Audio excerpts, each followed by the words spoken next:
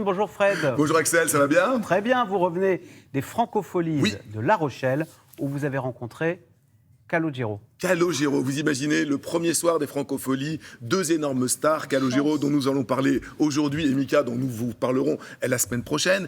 Calogero, la sortie de son dernier album, Centre-Ville, a été un événement. Les festivals cet été, c'est totalement logique qu'ils les ensoleillent les uns derrière les autres. Et c'est vrai que ce lancement, cette première soirée aux Francopholies, Calogero était vraiment attendu. Vous imaginez, ce jeune homme qui aura donc 51 ans samedi prochain, le 30 juillet prochain, il a déjà 35 ans de carrière à son actif. Il a commencé en 1987. Souvenez-vous, une date que les moins de 20 ans ne peuvent pas connaître. Mais les il charts, était inconnu à l'époque. les charts, le voilà, il est là. non, Il se faisait appeler Ah. Charlie à l'époque. Il avait un tout petit peu plus de cheveux à l'époque. Et c'est vrai, donc, il a travaillé pour tout le monde. Il a composé pour tout le monde, de Julien Clerc à Florent Pagny, j'en passe et des meilleurs. Vraiment, c'est vraiment quelqu'un qui est extrêmement prolixe, extrêmement travailleur. Et là, donc, ce 8e album studio, il venait le défendre sur scène. Il était aux Francopholies. Et vous savez quoi? On y était aussi. Ça tombe bien, non? Voilà. Allez, Et on donc y il y a va. des images. C'est de la télé. On y va.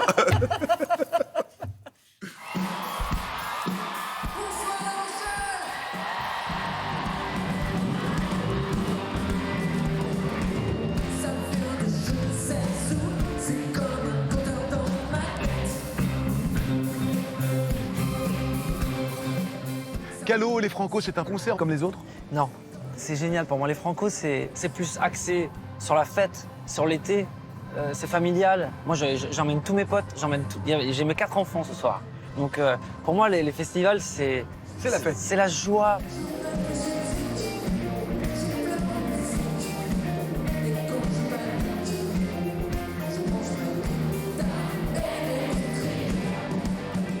On va parler de votre nouvel album. C'était mieux après. C'est un hymne à l'audace. C'est votre ozon à vous.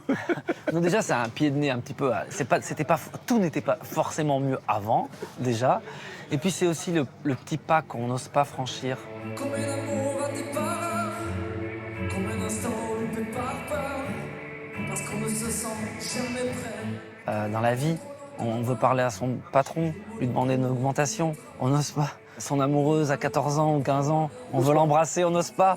Et finalement, on a eu raison de le faire. Finalement, c'était mieux après. On s'est senti bien après.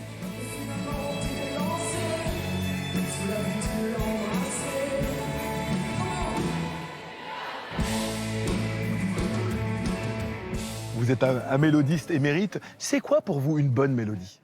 Une belle mélodie, c'est une mélodie qui se siffle. Les plus belles mélodies sont les plus simples, c'est les plus dures à faire. Les miennes, elles se retiennent, mais elles sont sophistiquées. J'ai fait un baragouinage avec toutes mes influences, à la fois les Beatles, Dépêche Mode, les Cure, et puis Barbara. C'est ça, on ne part pas de rien. On ne part pas de rien.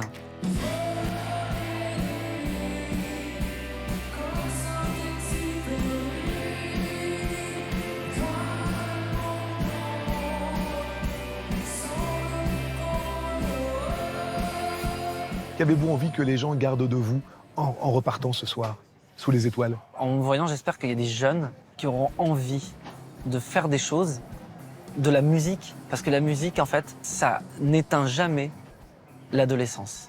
Vous êtes donc toujours un adolescent. Et une partie de moi, oui.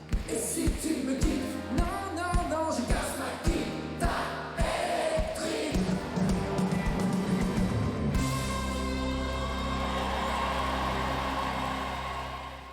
Impressionnant, non?